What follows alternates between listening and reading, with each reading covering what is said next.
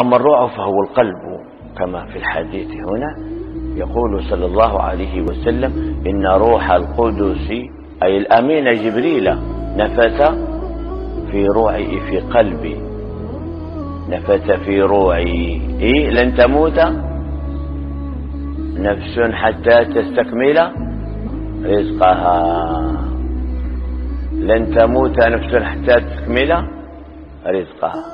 فاتقوا الله وأجملوا في الطلب، فاتقوا الله وأجملوا في الطلب، أجملوا في الطلب.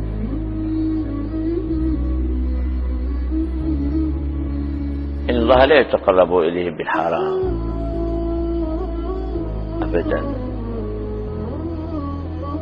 إذن لماذا نأخذ نسرق أو أجمل في الطلب، اقصر عناك فإن الرزق منقسم يأتي إليك ولو في جبهة الأسد. لو أن في صخرة في البحر راسبة صمى ململمة ملسا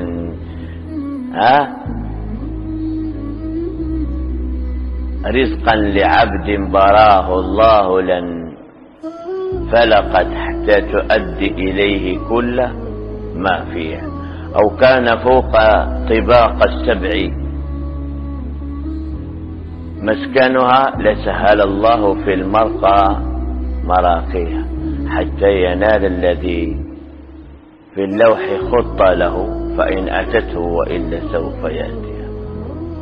هذا يقول اتقوا الله وأجملوا في الطلب، في الطلب، أجملوا في الطلب. كن على ثقة بأن الرزق منقسم يأتيك،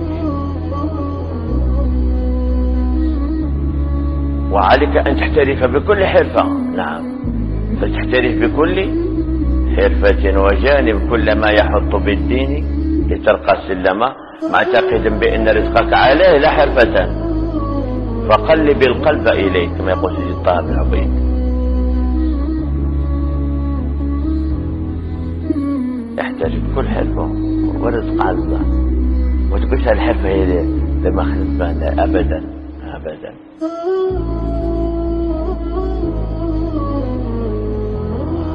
لا تقل هذا.